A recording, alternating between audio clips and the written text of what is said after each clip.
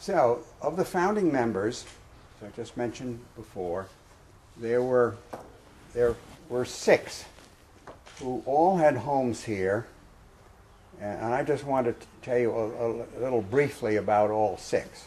I won't get into any great depth about these six, but briefly about these six.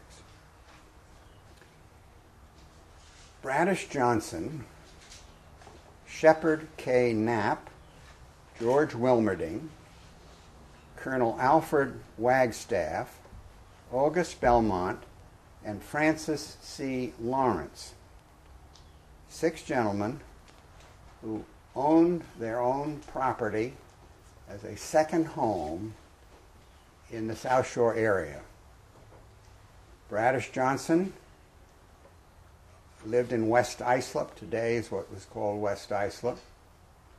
He began a family line that stayed in this community until about 10 years ago, when I guess a great-great-great-granddaughter finally left.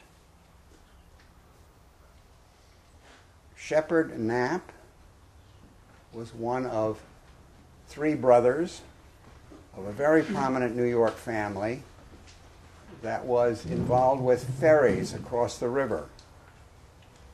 Now you will remember that trains didn't go across the East River until 1911. So if you were to come out here from New York City, you would take a ferry first and then get on the Long Island Railroad. And those ferries, many of those ferries, were owned by the Knapp family. They made a lot of money doing this. Shepard Knapp, his older brother William Knapp, and his younger brother Harry Knapp all lived in the general Islip area. Shepard lived in the West Islip area. Harry lived in Brookwood. You all know where Brookwood is. And Shepard lived over on the other side of Bay Shore too. I'm going to come back to some of these. Colonel Alfred Wagstaff lived in West Islip.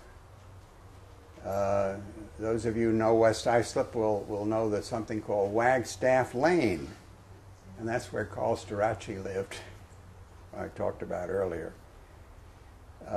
He was a colonel in the Civil War, and I was mentioning to somebody, once a colonel, always a colonel. You know, if you're called, if you're ever made a colonel in the Army, and particularly if you're a Southerner, you're known as Colonel so-and-so.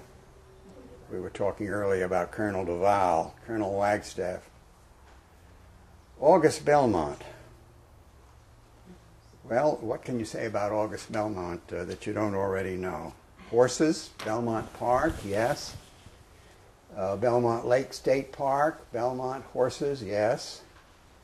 It's easy to get confused about the Belmonts because there were so many Augusts. There was August 1, August 2, August 3, August 4. And the practice in those days was if you were a junior or a third or a fourth or fifth, as soon as your father died, you dropped the junior. So it's very confusing for historians, and they often get their people mixed up that way. But it was August Sr. that was the first member and founder of this institution. He was a very famous banker in New York,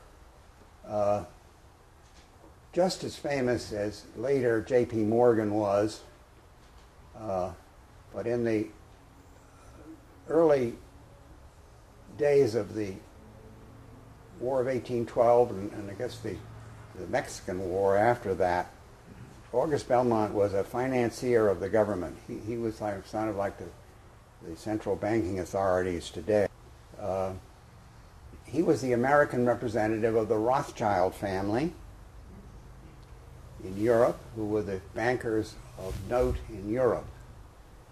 And like his bosses, the Rothschilds, he was a person of Jewish belief. There's a lot more you can say about August Belmont. Francis Lawrence, another family that came here before the club started, Francis Lawrence, located in what we now call Bright Waters, sort of between Bayshore and Bright Waters, the area that's known as Okanee. And all these people bought large amounts of property. Francis Lawrence's property goes from the Great South Bay all the way up to the railroad tracks. And it was several hundreds of acres of property. He and his descendants, they left Bayshore, they moved to East Islip, and they were prominent people here in my early lifetime. So they stayed on a long, long time. So it was the influence of these. There were other founders, but the most prominent of the other founders was Mr. Tiffany, Charles L. Tiffany of the Silver Company, and I'm sure he sold a lot of his silver to these other gentlemen, but they all knew each other well. They considered themselves, it's an unattractive term these days, but they consider themselves upper class people. They were very picky who they wanted to have as a co-member of their club. It wasn't easy for people to get into the club, even though they could pay the bill. It was in the beginning, a very exclusive operation. Now, having spoken about them, I want to jump ahead a little bit in history, because I think the first 10 years of the club, the caretaker was Obie Snedeker. I hadn't said that earlier. He continued on as the caretaker, and he was beloved by many people and did a fine job.